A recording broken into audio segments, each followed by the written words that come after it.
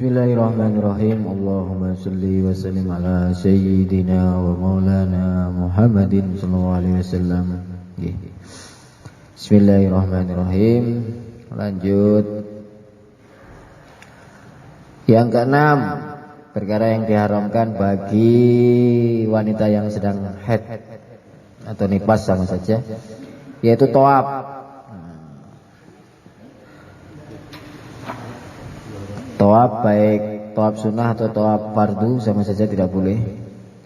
Kemudian yang ketujuh, bersetubuh. Ya. Hubungan suami istri dalam kondisi haid tidak boleh. Dan kalau terjadi, ini nanti disunahkan ketika terjadinya itu ketika darah sangat mengalir deras, disunahkan untuk sodakoh 1 dinar. 1 dinar itu berarti 2,5 juta.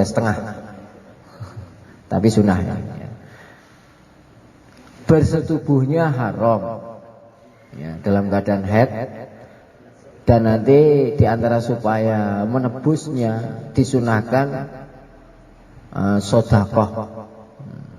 Ketika kalau seandainya ketika darahnya deras kalau terjadi, berarti nanti disunahkan sodakoh 1 dinar. 1 dinar berarti sekarang 2,5 juta. 2,5 juta 1 dinar. Kemudian kalau terjadinya jima itu dalam keadaan darahnya tidak deras, disunahkan untuk sedekah 1/2 dinar, berarti 1.200.000, 1.300.000-an. Kemudian yang ke-8, perkara yang diharamkan bagi orang yang haid yang ke-8 yaitu bersenang. Ya sama. Sedekah. Bisa dibawa untuk syukuran amali. Wah. Berarti itu jajan mau kodoi yang dulu itu. Wah. Niate syukuran sekali, niate wakeh. Ropel. Baik. Bagaimana Pak Arif? Dilanjutkan berarti syukurannya. Oke.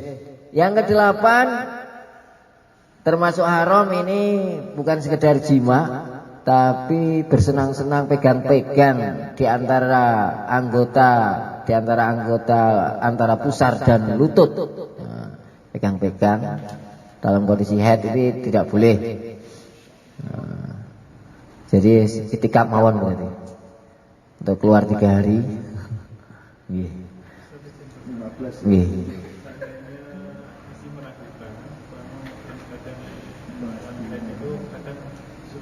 Terus keluar lagi hari setelahnya gitu. Kalau sudah jelas bersih langsung di bumi suci. Ya. Nanti kalau seandainya kok keluar lagi, ya itu urusan lain lagi. Yang penting ketika berhenti sudah langsung dihukumi suci. Kan nanti keluar lagi, kalau nanti keluar lagi gimana kan belum tahu. Pokoknya sehingga kalau dihukumi suci maka ketika itu ya boleh aktivitas dan sebagaimana orang suci. Walaupun ternyata nanti kok keluar lagi. Ya kalau keluar lagi berarti tadi itu dalam kondisi masih haid aslinya. Cuman kan secara realnya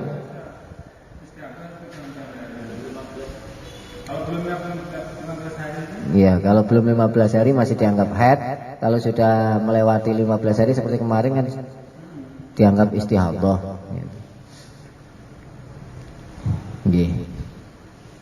Intinya kalau sudah bersih dicolek pakai kapas sudah putih.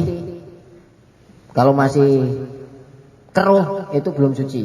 Ya. Jadi caranya ambil kapas, suruh masukin, dilihat kok sudah bersih putih, sudah suci. Tapi kalau masih ada berkas-berkas warna-warna selain putih, coklat-coklat atau kuning-kuning dikit, belum suci itu. Ya. Itu masuk ya, memuasanya masuk apa hanya di luar saja, apa pinggir-pinggirnya? Ya tengah lah. Sekiranya yang kalau pinggirnya ya Kalau pinggir kan nanti nggak bisa ya, di tengah, di tengah. Yang sekiranya sudah terkena. Tapi nomor 8 ini sebagian ulama ada yang tidak mengharamkan. Yang haram hanya kalau sampai jima saja. Cuman permasalahannya biasanya kalau pegang-pegang nanti kebablasan. Sehingga pegang-pegang pun juga tidak boleh, supaya tidak terlanjur nanti jadi kebablasan, jadi jima. Ya, secara asli yang diharamkan itu hanya jimanya saja. Lah di sini senang-senang pegang-pegang antara anggota pusar dan lutut diharamkan itu karena dikhawatirkan dengan itu nanti bablas, nggak bisa nahan, akhirnya terjadi jima. Makanya sebenarnya tidak haram kalau hanya sekedar pegang-pegang, selagi tidak sampai jatuh ke jimanya. Kalau terapi Ustaz, ini apa yang saya katakan ini selalu kenyataan. Kalau Terapi itu kalau nggak ngurus punya istrinya, dia nggak bakal bisa tidur. Jadi dulu ya, seperti tadi. Berarti pakai pendapat yang haram hanya masalah jimanya saja. Itu. Akhirnya sama istrinya dikasih sikat sepatu itu. Ya itu juga. Tapi dia masih angin kan, nggak baca terus. Akhirnya kamu sakit sepatu. Iya. Ini kenyataan. Iya. Ya memang ini nomor 8 kita tengok kan memang di sini haram juga secara nganunya ini di sininya. Secara teksnya jelas itu kan haram memanfaatkan untuk bersenang-senang, yaitu pada bagian tubuh yang berada di antara pusar dan lutut, pegang-pegang seorang perempuan, istri maksudnya. Nah, Ustaz, kalau kita kan sedang menyentuh itu, katanya harus bersuci. Bersuci di sini berwudu, mandi atau sekedar cuci tangan? Menyentuh apa itu? Ya, itu tadi yang aku bilang itu. Batal, maksudnya bersuci itu dianggap batal. Dianggap batal, karena itu tidak termasuk najis. Jadi bersuci di sini maksudnya dianggap batal, sehingga ya kalau mau sholat, mau megang Al-Quran dan sebagainya harus wudu lagi.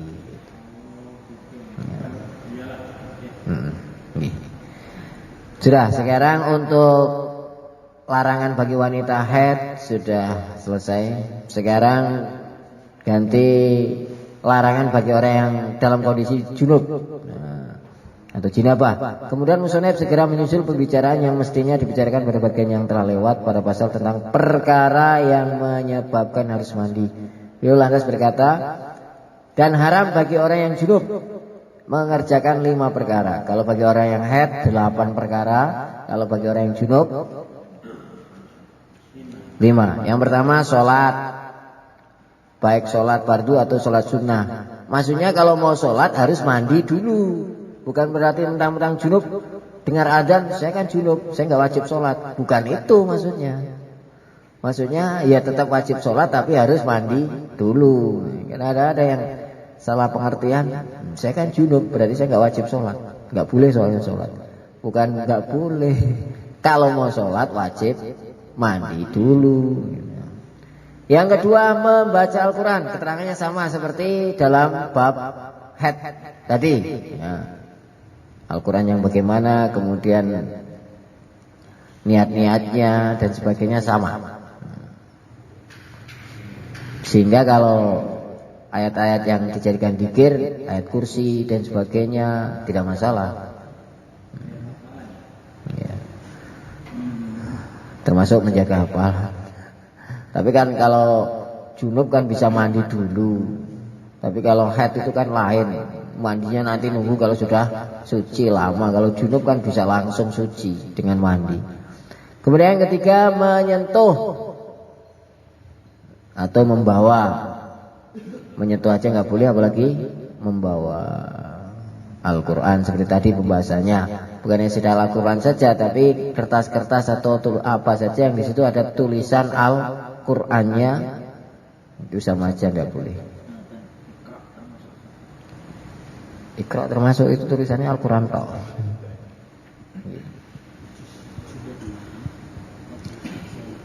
Lah nanti kalau anak kecil bagaimana? Nanti di belakang sendiri ada. mengenai anak kecil. Apakah anak kecil harus wajib wudu terus? Kemudian yang keempat, tawaf. Tidak boleh karena tawaf itu statusnya seperti sholat. Kemudian yang kelima, diam di masjid. Bagi orang junub tidak boleh diam di masjid, sebagaimana tertib ada pada masjid. Biasanya kalau junub di masjid untuk keluar, kecuali takut dan sebagainya. Kalau keluar takut atau mungkin masih malam hari. Adapun lewat dalam masjid, yang penting nggak duduk, karena yang haram itu diam di masjid. Sehingga kalau sekedar lewat bagi orang yang junub tidak masalah, selagi tidak bolak-balik terus. Kalau bolak-balik keluar masuk terus ya, nanti dianggap seperti diam, sehingga tidak boleh. Ini larangan bagi orang yang dalam keadaan junub.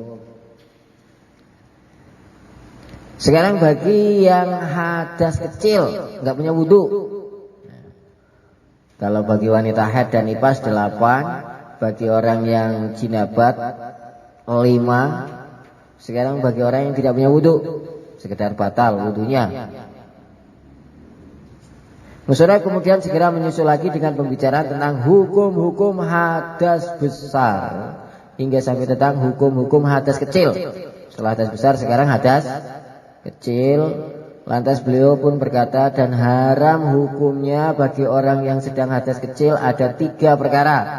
Kalau hadas kecil yang diharamkan hanya 3. Yang pertama sholat, yang kedua tawaf, yang ketiga menyentuh atau membawa Al-Quran. Adapun membaca boleh. Dalam kondisi tidak punya wudu, membaca Al-Quran bagaimana, boleh enggak? Boleh. Yang enggak boleh memegang dan membawa. Tapi kalau bagi orang junub, membaca juga tidak boleh, kecuali seperti dalam yang tadi itu, niat zikir, menjaga hafalan dan sebagainya. Kemudian begitu juga bukan hanya sekedar Al-Quran, menyentuh atau membawa kantong, bungkus dan peti atau kotak yang di dalamnya terdapat Al-Quran. Seperti menyentuh kotaknya, wadah-wadah Al-Quran. Kecuali kotaknya itu untuk umum, ya untuk Al-Quran, untuk apa saja. Kalau khusus untuk Al-Quran, megang kotaknya aja tidak boleh. Ataupun kantong-kantong wadah-wadah Al-Quran biasanya itu dari kain itu. Kalau itu memang khusus untuk Al-Quran, maka menyentuh itu saja nggak boleh. Adapun membawa mushaf Al-Quran beserta membawa beberapa macam barang-barang lain, satu tas, di situ ada baju, ada kitab, ada Al-Qurannya. Dalam keadaan tidak punya wudu, bagaimana, boleh nggak tasnya itu dibawa? Boleh. Nah, di sini ini. Adapun membawa mushaf Al-Quran beserta membawa beberapa macam-macam barang lain dan juga beserta tafsir yang prosentasinya lebih banyak daripada Al-Qurannya seperti tadi, hukumnya halal alias tidak berdosa. Ya. Jadi kalau lagi keluar bawa tas, dalamnya ada Al-Qurannya, selagi ada perkara-perkara lain, maka boleh kita bawa walaupun dalam keadaan tidak punya wudu.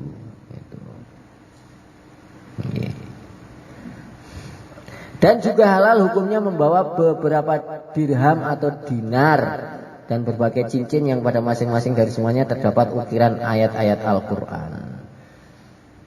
Cincinnya ada tulisan bismillahnya, ataupun ayat bunyi ayat Al-Quran, ataupun uang, ada tulisan ayat Al-Qurannya. Dalam keadaan hadas boleh nggak memegang? Boleh. Nah, kemudian yang terakhir, masalah anak kecil tadi. Dan tidak boleh melarang anak kecil yang sudah tamyiz lagi berhadas, yaitu untuk menyentuh Al-Quran dan papan yang bertuliskan ayat Al-Quran untuk mengaji dan belajar. Tidak boleh melarang. Tapi ini di sini anak kecil yang sudah mumayyiz.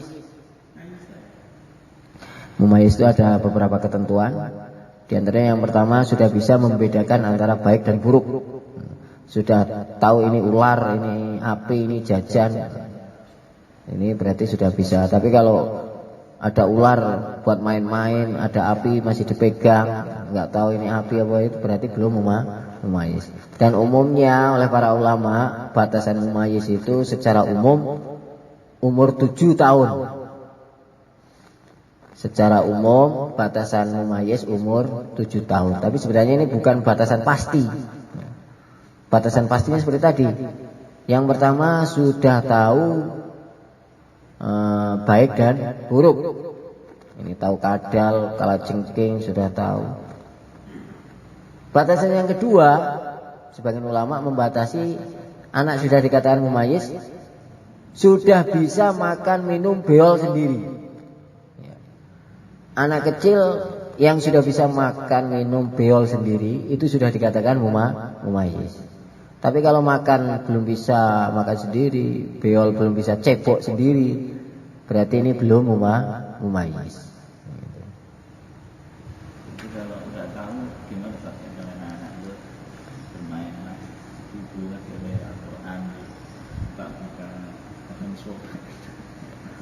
Makanya kalau belum mumayyiz, berarti kan dia nggak bisa membedakan ini Al-Quran ini apa.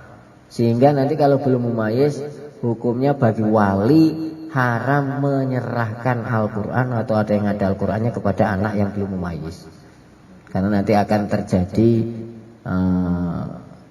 meremehkan. Ya.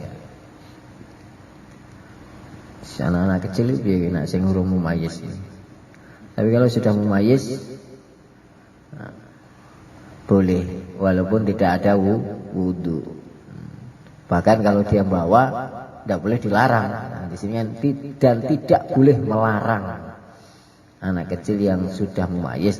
Tadi batasan mumayyiz yang pertama sudah bisa membedakan baik dan buruk. Kemudian yang kedua ada yang mengatakan sudah bisa makan minum beol sendiri, cepok sendiri. Nah, itu. Sebenarnya ada 4 batasan mumayyiz itu dalam kitab lain. Sudah bisa membedakan jenis kelamin apa maksudnya? Kelamin, saya laki-laki. Iya, sudah bisa membedakan. Berarti sudah bisa membedakan dari baik dan buruk. Dianggap seperti itu. Intinya sudah bisa membedakan baik dan buruk. Nah itu tapi umumnya oleh ulama dibatasi umur 7 tahun. Umur 7 tahun. Dikatakan mumayyiz. Nah nanti dalam bab sholat ini ada batasan mumayyiz juga. Alhamdulillah sudah selesai bab haid, nifas dan perkara yang dilarang bagi orang yang haid dan nifas. Sekarang beninjak ke sholat. Bersuci sudah. Bagaimana bersuci kita? Apakah sudah sesuai dengan kitab? Alhamdulillah. Dulu praktek-praktek wudhu sudah ya. Mudin sudah sampai mana mudinnya?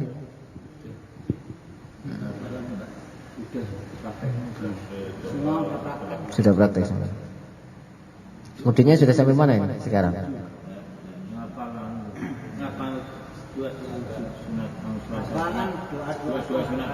Dua-dua. Nggih. Setelah wudu artinya wudu. Nggih.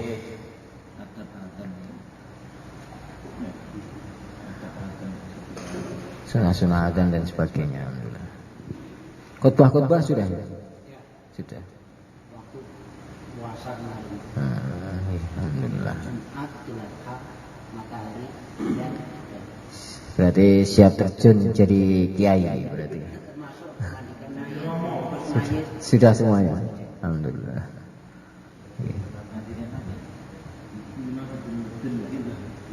Jadi Mbah Mudin nih. Nggih. Lanjut ya. Lanjut napa dereng isak to niki. Nggih, bismillahirrahmanirrahim. Fikihnya cuma hari ini saja, berarti ini agak ngebut dikit jenenge. Wow, bahasa. Bismillahirrahmanirrahim. Lanjut bab mengenai sholat. Pengertian sholat secara bahasa bisa diartikan doa. Saya mau sholat. Ini juga bisa dikatakan, loh katanya mau sholat kok doa. Iya, maknanya sholat itu adalah doa. Karena secara asli pun dalam sholat itu isinya ya doa tok. Doa-doa. Sehingga secara bahasa kata sholat bisa diartikan doa. Makanya kalau ada orang mati nggak usah disolati. Berarti nggak boleh didoakan. Maknanya sholat itu doa. Tapi secara praktek, secara istilah, secara syara, namanya sholat adalah aqwalun wa af'alun, ucapan dan perbuatan yang diawali dengan takbir dan diakhiri dengan salam. Dan harus memenuhi beberapa syarat yang telah ditentukan. Ucapan mencakup ucapan, perbuatan yang itu diawali dengan takbir, kemudian diakhiri dengan salam. Itulah yang maknanya sholat secara istilah atau secara syara. Kemudian sholat fardu ini ada 5, sudah jelas, semuanya harus tahu. Kalau nggak tahu berarti kebangetan kan. Tapi ada memang golongan-golongan itu yang sholatnya itu bukan 5 waktu, 3 waktu. Ada 3 waktu. Ada 3 waktu.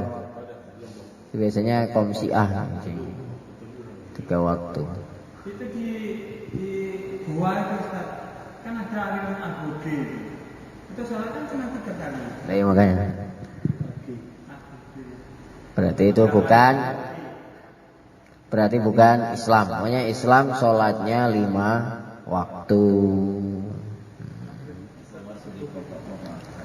Kemudian di sini secara asli masing-masing dari 5 tersebut harus dikerjakan pada awal waktu. Tuntutannya dikerjakan pada awal waktu. Cuman secara asli yang mana keharusan mengerjakannya leluasa. Kewajiban secara umum itu kewajiban sholat itu kewajiban yang longgar. Dilonggarkan sampai sekira waktu yang tersisa cukup untuk mengerjakan sholat itu saja. Jadi secara kewajiban umum mengerjakan sholat itu dilonggarkan. Misalnya duhurnya jam 12, kemudian asarnya jam 3, berarti sebenarnya waktu sholat duhur itu longgar mulai jam 12 sampai waktu yang sekiranya cukup untuk sholat duhur. Kalau asarnya jam 3 pas, berarti untuk sholat duhur, wudhu dan serangkaiannya butuh berapa menit? 10 menit. Berarti kewajiban sholat secara longgar untuk sholat duhur itu jam 12 sampai jam 3 kurang 10 menit. Yang dimana 10 menit itu waktu yang cukup untuk mengerjakan sholat duhur. Walaupun sebenarnya belum habis. Sehingga kalau sudah jam 3 kurang 10 menit, bagi dia bukan dilonggarkan lagi kalau belum sholat duhur, tapi harus. Kalau enggak, karena nanti akan jatuh sebagian sholatnya berada di luar waktu. Maka hukum kalau sudah sampai ke batas minimal cukup untuk mengerjakan sholat, bagi dia kewajibannya bukan dilonggarkan lagi, tapi kewajiban yang harus langsung dilaksanakan ketika itu. Kewajiban sholat longgar itu kalau waktunya masih banyak. Cuma nanti kalau seandainya mau mengakhirkan sholat harus ada niat. Ketika masuk waktu sholat, kalau seandainya nanti ajalah jam 2 saya mau kerjakan sholatnya, ini sebagian ulama harus mewajibkan ini, supaya nanti dia tidak dikatakan menganggap gampang masalah urusan sholat. Karena kalau mau mengetahui kondisi derajat kita di sisi Allah, ini diantaranya sejauh mana kita menghargai sholat. Ya, dalam hadis man hanat alaihi sholat bahwa indallahi ahwan. Barang siapa yang meremehkan sholat, maka berarti dia di sisi Allah lebih remeh lagi. Jadi untuk mengetahui derajat kita, ya kita tengok diri kita ini dengan sholat itu sejauh mana kita menghargainya. Kalau dengan sholat kok kelihatannya santai-santai, biasa-biasa saja, berarti derajat kita di sisi Allah adalah orang yang biasa. Ketika kita satu perjalanan, kita perkirakan sampai tujuan itu masih ada waktu untuk sholat asar. Ternyata itu macet, tapi sampai tujuan masih ada waktu 5 menit. Itu bagaimana ya? 5 menit cukup. Ya. Makanya dari awal disyaratkan untuk ada niat itu supaya nanti kalau terjadi sesuatu biar dia tidak dianggap orang yang meninggalkan atau melalaikan sholat. Di Surabaya itu setiap saya lihat langsung sendiri setiap habis maghrib itu berhenti total. Nah itu tidak tahu dong orang sekian ribu di sana macet, lepas maghrib pas macet. Sholat apa enggak? Sampai selesai. Itu jamak. Kalau seandainya perjalanannya panjang yang di situ boleh qashar ya langsung jamak qashar ya langsung aja diniatkan jamak takhir gitu aja. Orang-orang Surabaya asli. Enak saya pas aku lewat di situ. Maghrib itu udah berhenti.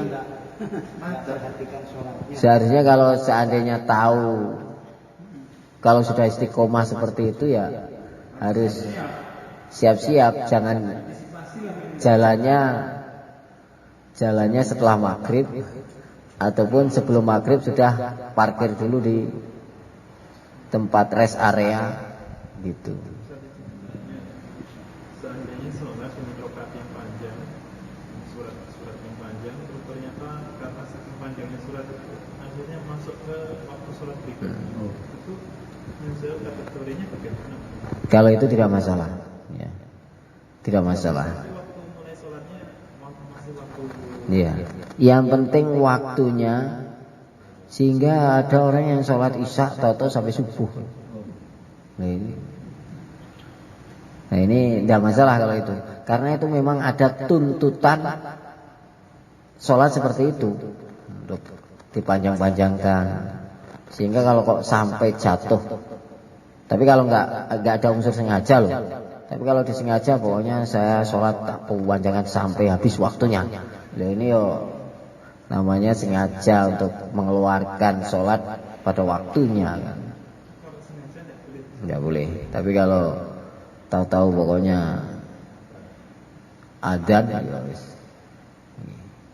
Tapi kalau memperpanjang wudu sehingga mengakibatkan sholatnya sebagian rakaat keluar pada waktunya tidak boleh, termasuk haram karena nggak ada kaitannya antara wudunya. Sehingga kalau sudah waktu tinggal sedikit, nanti wudunya wajib pakai wudu yang minimal, alias wajib-wajibnya saja. Basuh muka, basuh tangan, kepala, kaki, wis langsung sholat.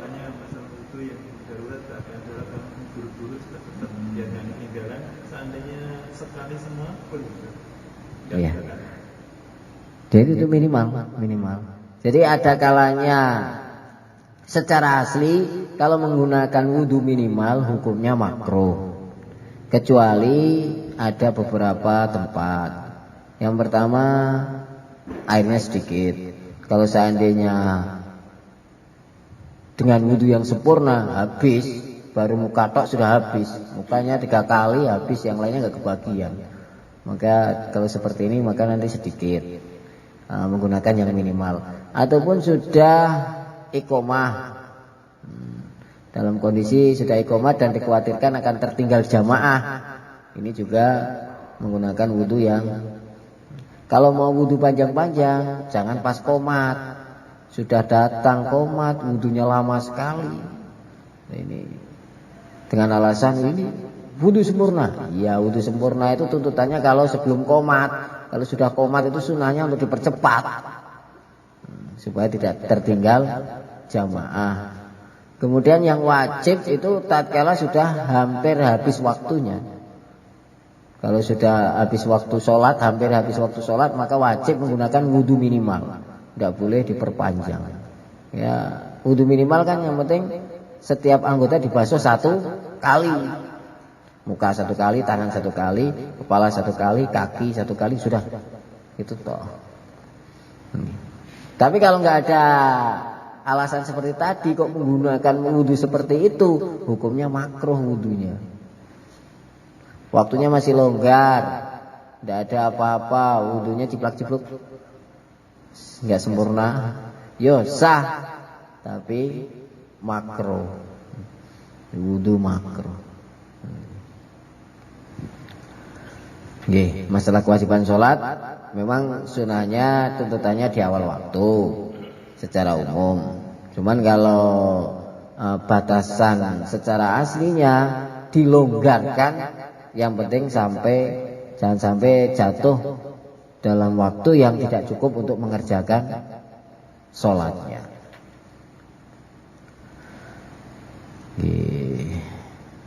Wawalam. Kemudian sholat sudah jelas, ini sholat duhur. Sekarang untuk waktu-waktunya sudah ada timnya ahli falak untuk menghitung waktu-waktu sholat sehingga sudah terpampang semua. Cuman kalau secara asli bisa menggunakan matahari. Nah, batasan-batasan waktu sholat dengan menggunakan matahari yang di sini supaya walaupun jam mati ataupun nggak ada kan pun bisa tetap menjaga waktu sholat. Ya. Matahari itu untuk supaya tetap menjaga waktu sholat.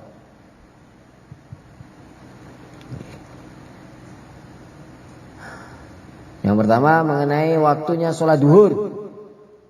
Imam Nawawi berkata disebut sholat duhur sebab sholat itu tampak terang. Dikatakan duhur, duhur itu terang, tampak. Makanya namanya sholat duhur karena dikerjakan tengah hari, siang bolong. Adapun waktunya sholat duhur, kalau kita mau pakai matahari, mulai bergesernya matahari tergelincir.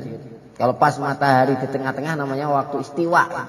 Justru di situ waktu yang diharamkan sholat. Kalau kita siang-siang itu tancapkan barang jebret, kok nggak ada bayangannya sama sekali, itu namanya waktu istiwa. Lah waktunya sholat duhur itu kalau sudah mulai muncul bayangan, berarti bayangan ke arah timur, bertentangan dengan matahari. Kalau sudah mulai tampak, baru mulai itu sampai bayangannya itu menjadi sama dengan barangnya. Dan ditambah waktu tergelincir tadi. Misalnya barangnya 10 cm ditancapkan jebret. Kemudian tergelincirnya tambah 1 cm. Sret. Nah, anggap aja tambah 1 cm. Munculnya bayangan 1 cm itu mulai masuk waktu duhur. Berarti sisanya kan masih 9. Ini kalau barangnya itu 10 senti, mulainya kan tergelincirnya 1 senti sudah dikurangi 1 senti, berarti tinggal 9 senti. Lah antara 9 dengan yang ini nih nggak dihitung ini, sehingga harus ditambah lagi 1 lagi sampai jadinya 11. Nah, karena bayangannya jadi sama dengan sesuatu itu ditambah waktu tergelincir. Berarti jadi 11 cm baru itu habis waktu duhur, langsung masuk kepada waktu asar.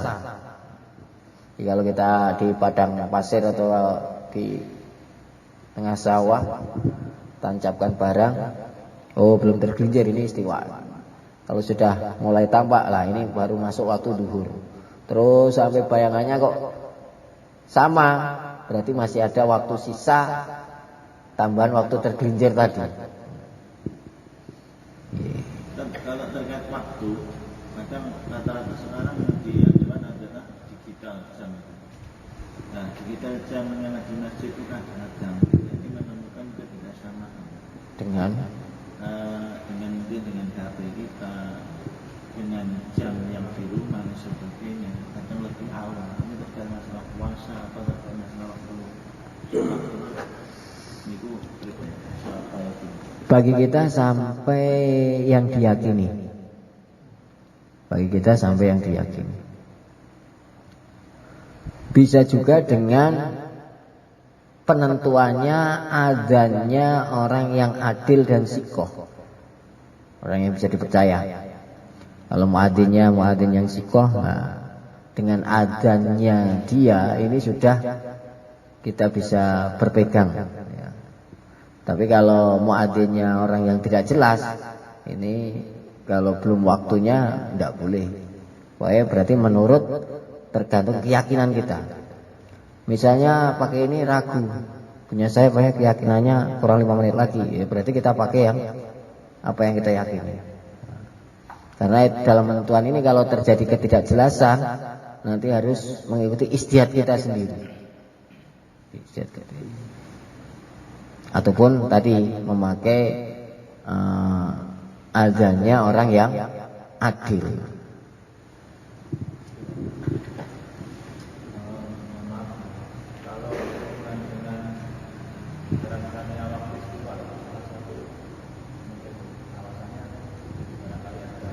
Karena ketika itu setan itu masih muncul di atas sana, sehingga tidak boleh sholat.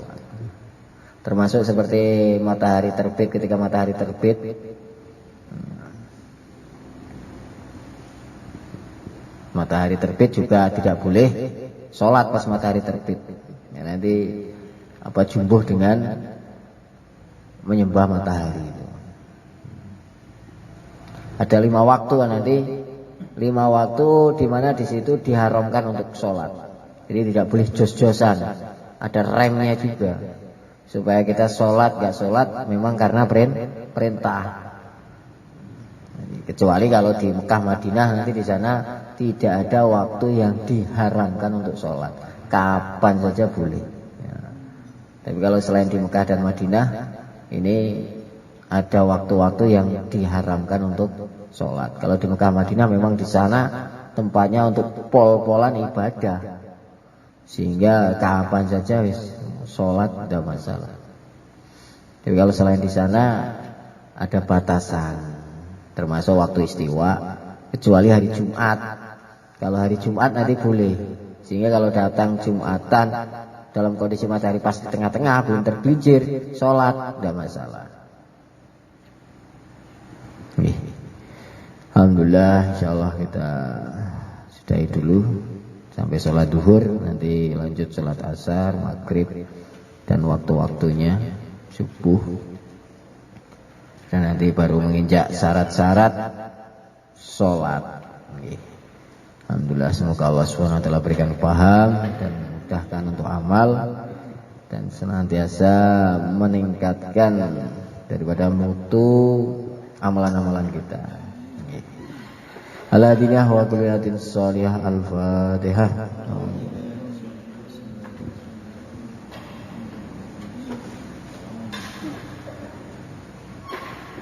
Subhanallah, subhanallah, Assalamualaikum warahmatullahi wabarakatuh.